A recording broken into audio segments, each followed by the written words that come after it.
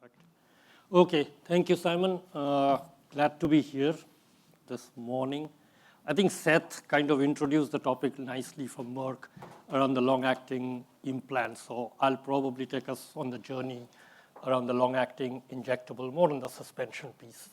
The GSK has been probably in this space for a while now.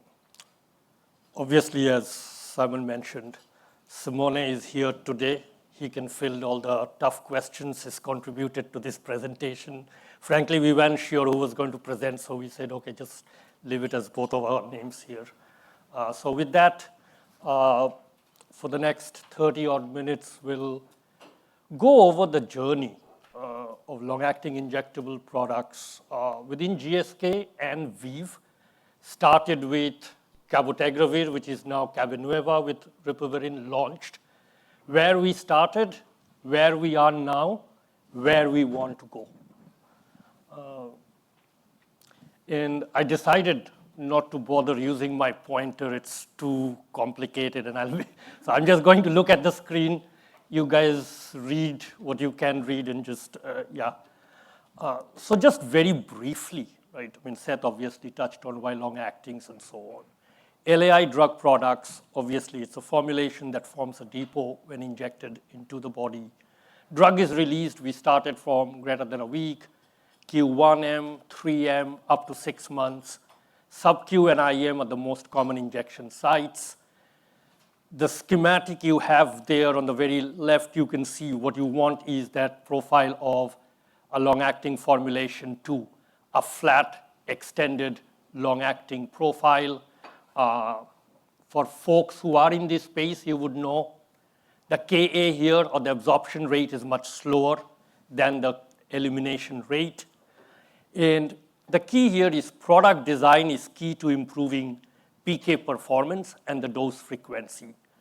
The advantages, again, are listed there. It's essentially extending the duration of action. Therapeutic areas over the years, schizophrenia, contraception, and now more in the infectious diseases. When we talk of long-acting injectable suspension solutions, for suspensions, again, you'll have a surfactant, you'll have a polymer. With solutions, you can have organic solutions. Drug loading anywhere between 30 to 40%. Volumes of injection, IM, sub-Q around 1 to 3 ml. And in GSK, over the last 10, 15 years, our platform was based on more where the bid milling platform, which is essentially based on taking advantage of the intrinsic insolubility, what you heard, the brick dust molecules for the oral ASDs, using that to our advantage, the intrinsic insolubility and the intrinsic longer T-half. That's what is essentially allowing it to provide that long extended profile. You know, this summit is a nice mix of oral and some long-acting, other LNPs and so on, nanoparticles, presentations. I guess the key is, you hear a lot about patient centricity and patient-centric product design, product development. What does that mean? It essentially means giving the patients more options.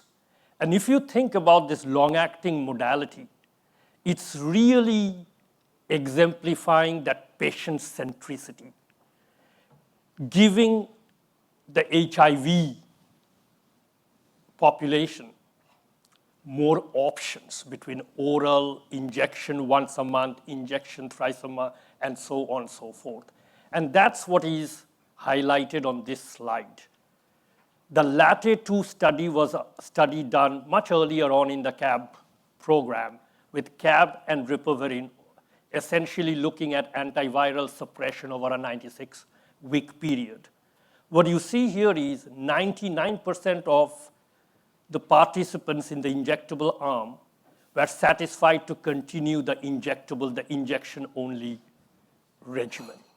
And only about 80% were satisfied to continue in the oral treatment. So again, bringing patient preference into our way of thinking in designing products and modalities.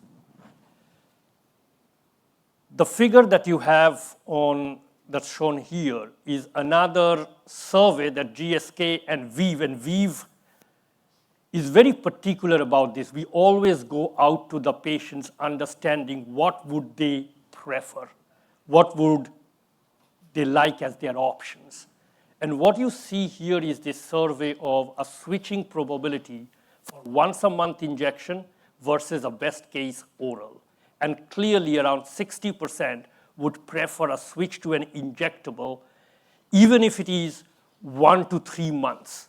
That would even be more preferable than an oral daily, even a best option with less side effects or food effects and so on. Even then, once every 1 to 3 months, an injection would still be preferred, and you see that in the 60%. So again, highlighting the proposition value for different presentations of long-acting. As we go along on this journey, you will hear, we are talking today about long-acting injectables, I must say. You will be starting to hear about long-acting oral for HIV. That's the next frontier. We're not there, but that you will hear more in upcoming years around that modality as well. When we talk of injectable suspensions, if you think about it, it starts much early on. What I wanted to show on this slide is it's really an interplay between multidimensional criteria. What's the solubility? What's the potency of the molecule? What's the dose? And what's your target medicine profile or QTPP? Once a month, 3 months, 6. I think all of that together, when you're sitting down, product development, CMC, organization, the project team, early on, you figure out what gives you your best shot on goal between a suspension, solution in oil, microspheres, implants, nanosuspensions. And I think Seth was showing some of these options. I think it's that integrated cross-functional discussion that helps you which of these avenues you will pursue early on.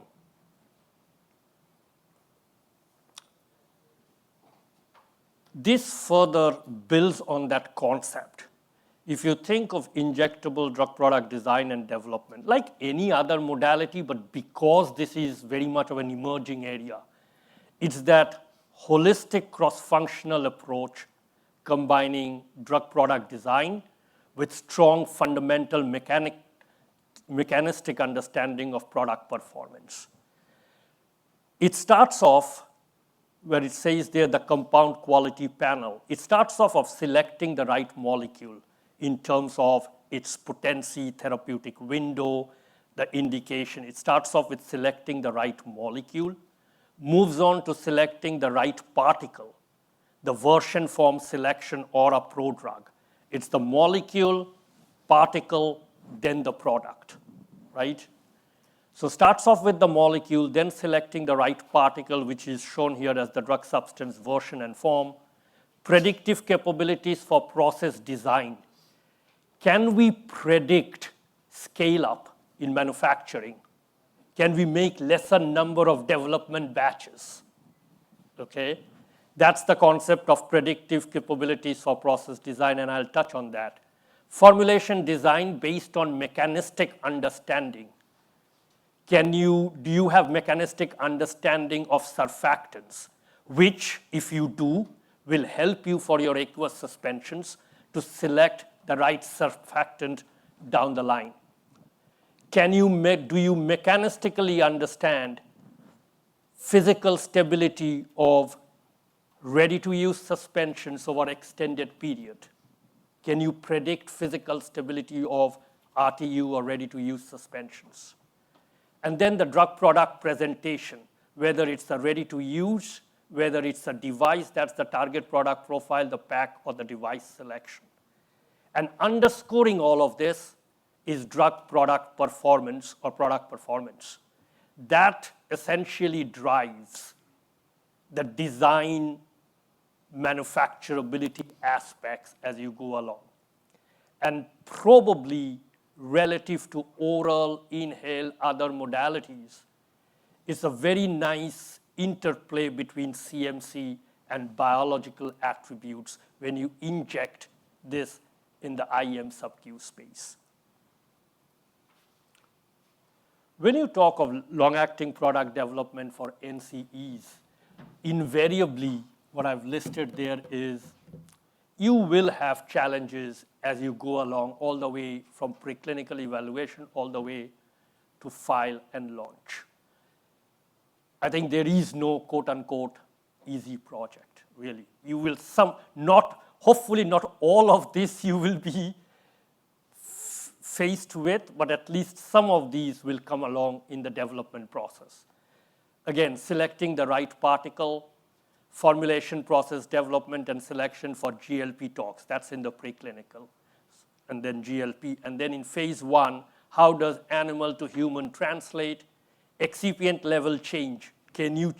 What would happen as you change from a GLP to phase 1 and further down? In oral space, and give that analogy, it's fairly straightforward.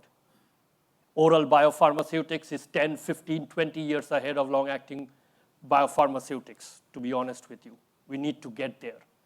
In oral, you can do a quick relative BA arm in your phase 1 whenever, and you get an understanding. Think about in long-acting, these are long-drawn studies. Understanding what that excipient level change might do is not that trivial to put it in the clinic.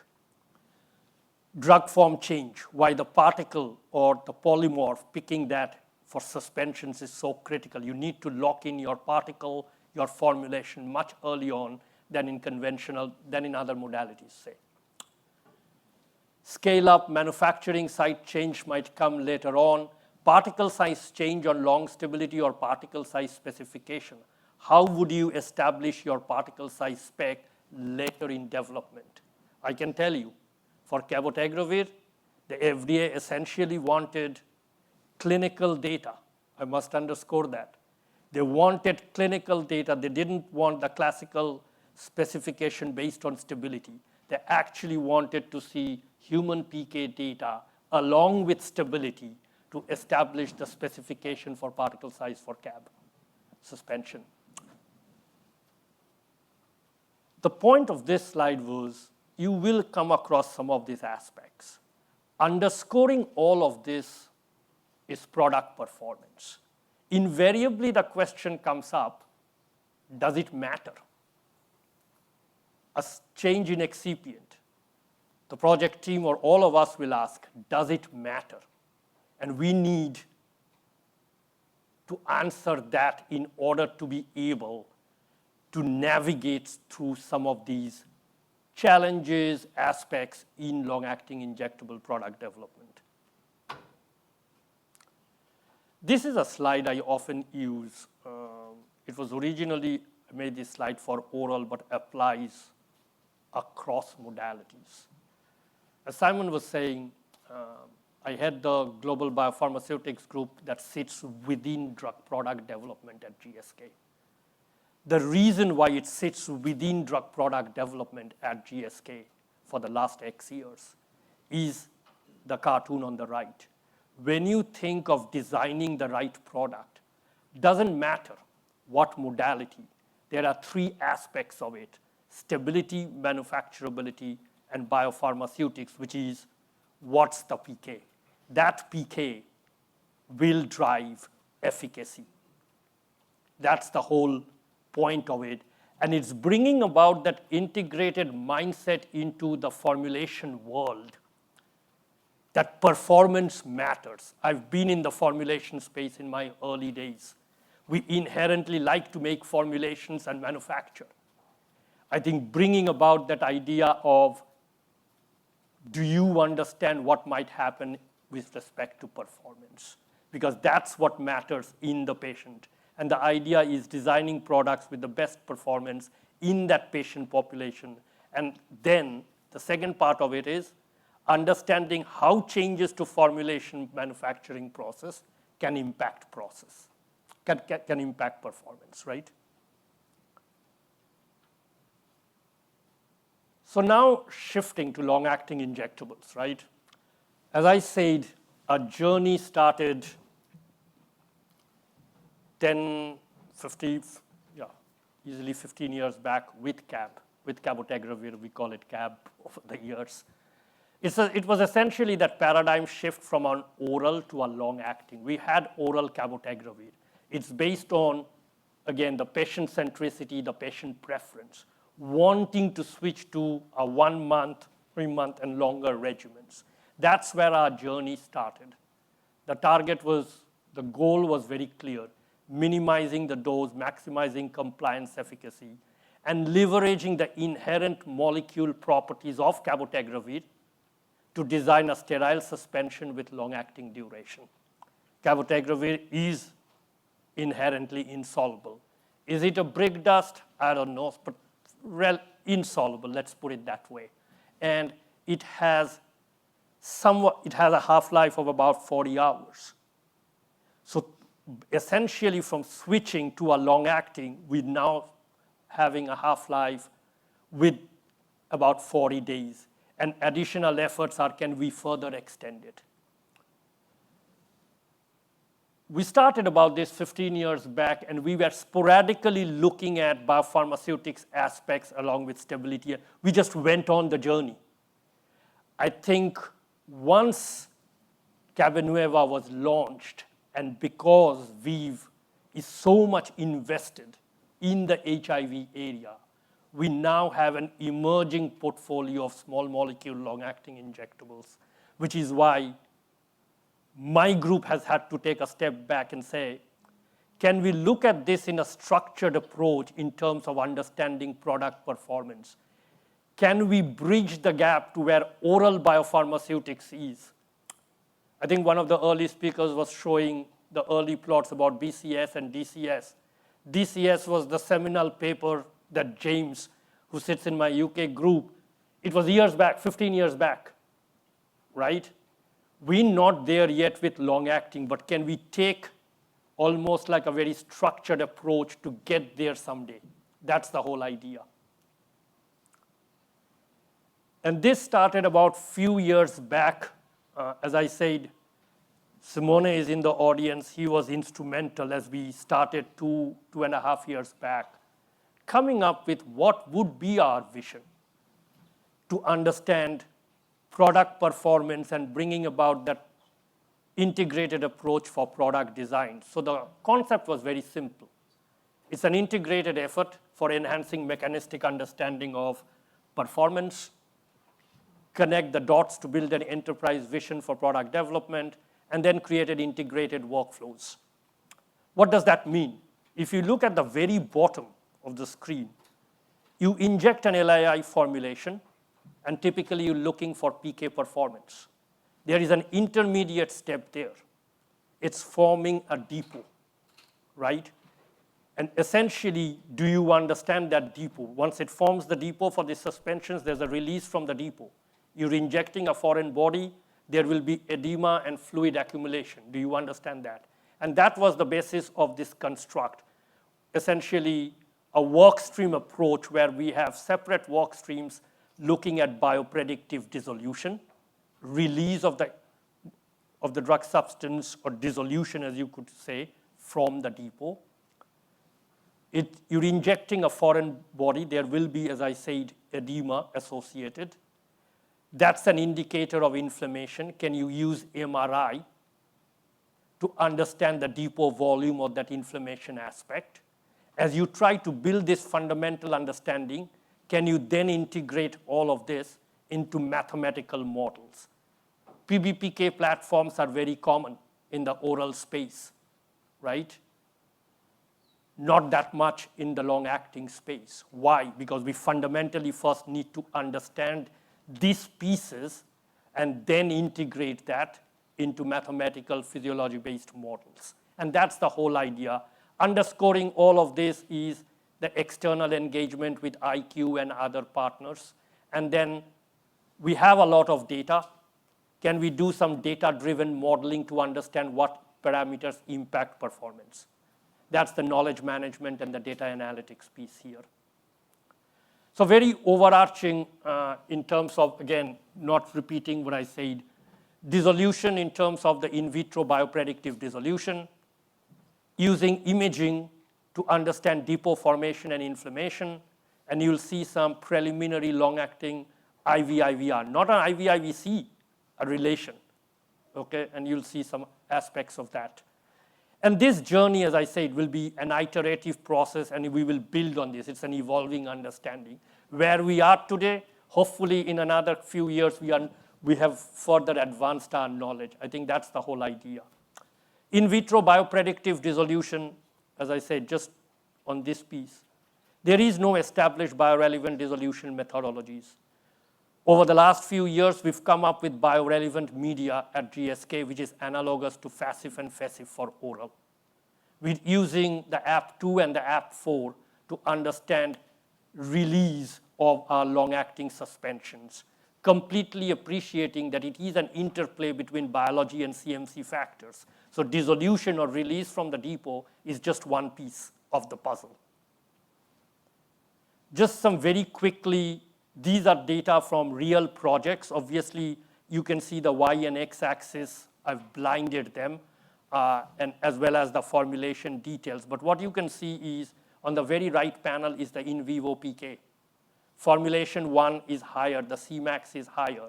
And through in vitro dissolution, you are able to pick up the rank order between formulation 1 and formulation 2, both in AP2 as well as in AP4 or the flow-through cell method, if you just focus on the blue and the orange curves here. Another example of solid-state form, form 2 and form, you can see, again, rank ordering API form causing a change in the in vivo PK. Through our dissolution work, we're able to pick up these differences.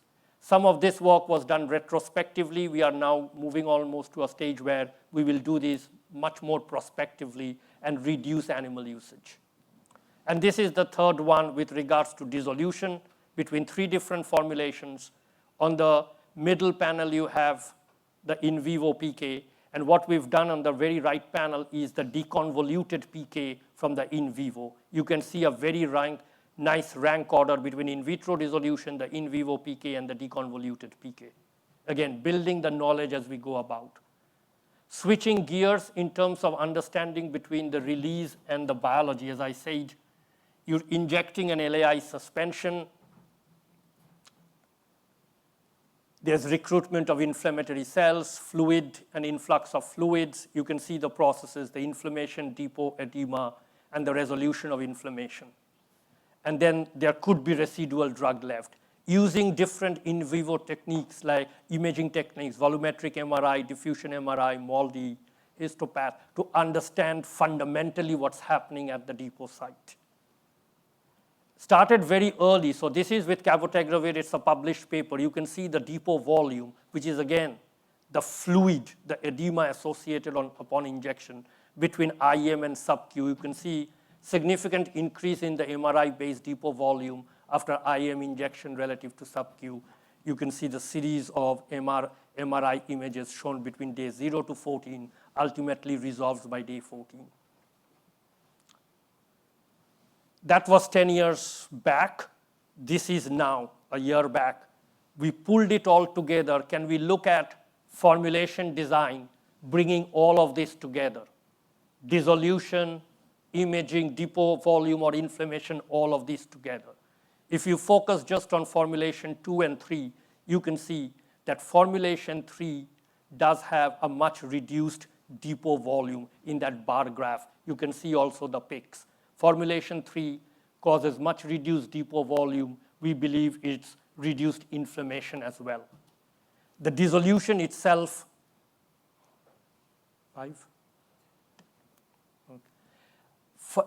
Formulation 3 also has a much slower release, so from the dissolution aspect of it. So when you take the dissolution piece, the imaging piece, you can say that essentially formulation 3 should behave better. And that's what you see in this rat PK that you have, and what you have in the smaller inset is a blown up profile of that early part of the curve. Okay? You're trying to reduce Cmax, you're trying to extend the profile. That's what you see in formulation 3. So just an example of looking at this from different angles. Holistic assessment, bringing the in vitro dissolution piece, the depot formation on the inflammatory response on the long-acting, and the idea on the performance piece. Idea is, as we try to tease this out with more assets, that knowledge will then fundamentally build into creating a PBPK-based a mechanistic model in terms of long-acting injectables. We're not there yet. Carrying on, again, from the same study, if you can see here, these are images of MALDI and then overlaid with H&E, basically showing that there is residual API left at the injection site after 3 months, adding on to the previous study, and further showing that there is a correlation between the volumetric MRI, the inflammation, peak of inflammation at day 2 with the peak in plasma levels, day 7 Cmax. So again, building that knowledge. As we start to build on these, fundamentally gather some of these pieces, the next aspect of it is, as I said, can you integrate some of this understanding processes into a mathematical, fully predictive mechanistic model? I've shown here 3 different approaches. We've started very simplistic, empirical approach, and I'll go through semi-mechanistic, and ultimately where we want to go is a fully predictive mechanistic model where you integrate the depot, the release, inflammation, along with the distribution or the distribution and elimination aspects into what we typically do, right, for oral models, which is much, much more advanced. And the idea, again, is taking that stepwise modeling strategy towards a fully mechanistic approach. What do we mean by that? This is just very simple. This is the empirical approach where we've taken, you see the rat data and clinical PK, and we've deconvoluted the PK data, which is, when we say deconvoluted the PK data, it's essentially saying it's the in vivo release. It's not the in vitro release, it's the in vivo release, right? And what you see here is between these 2 formulations, essentially that in rat, the absorption is much faster. And it's an accelerated model for human PK. So while that makes it tricky for human dose predictions for long-acting injectables, but we can use we can use rat to rank order formulations and predict performance of new ones. So this is an example of an empirical approach. This is almost like what I call a hybrid or a semi-mechanistic approach, and this is really cool, where we've taken the blue curve, which is formulation 1, okay? We had the PK of the blue curve. Essentially using the PK data of the blue formulation 1, we built a compartmental model, okay? We then did dissolution between the other formulations, and you can see the red curve you can see in the middle is much slower. Using that dissolution, you plug back into the model to see where that simulated profile might look like, and that's your red on the in silico model. When you overlay that with the actual PK data, it kind of very nicely rank orders, and that's the whole idea, using one formulation data, using dissolution, plugging it back and seeing, can we predict what a new formulation might look like?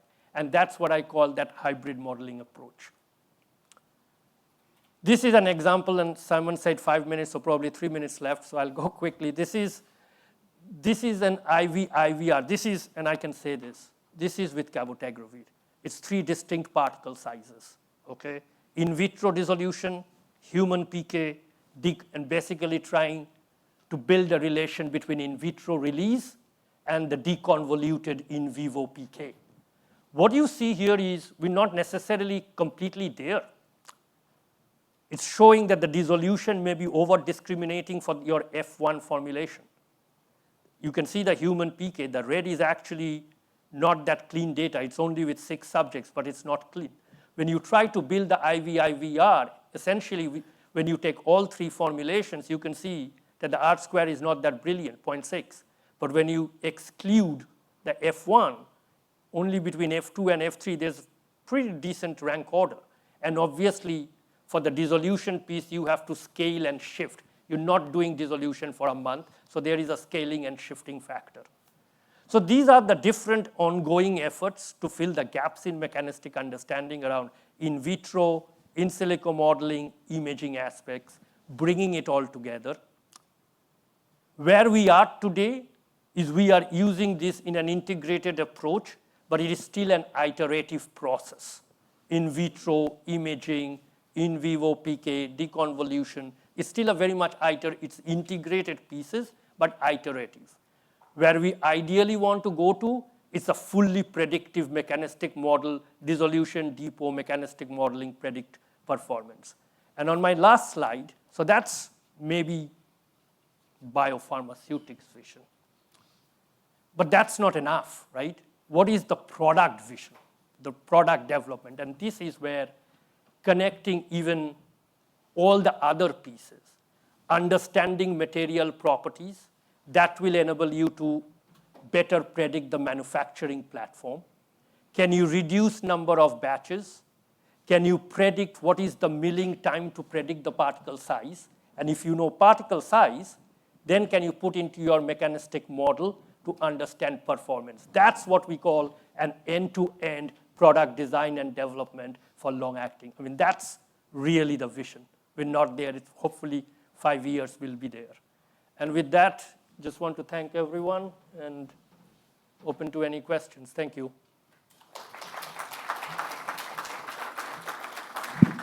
Thank you, Pratik. Any quick questions before we move on to our next session at all?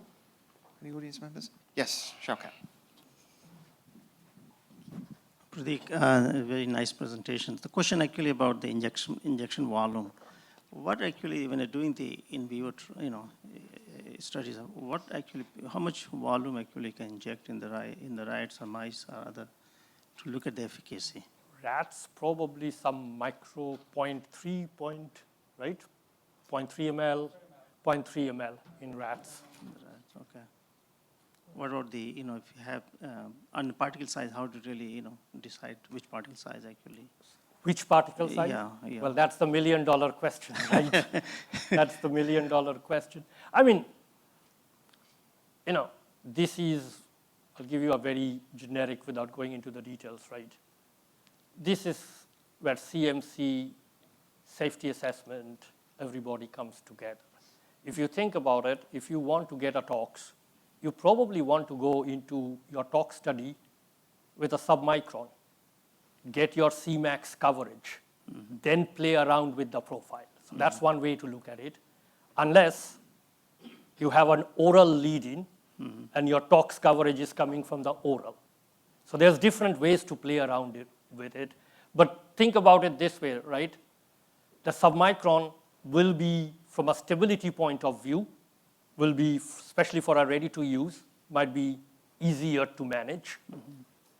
A slightly larger particle, just without even knowing anything, might give you an extended profile, but that will have issues with drug settling, physical stability, and so on. So it's that interplay, right, across different disciplines. So probably not any simple answer to that. Okay. Yeah. All right, good, thank you. Okay, thank you, Shaukat. Thank you, Pratik. Let's give Pratik another round of applause there. Thank you.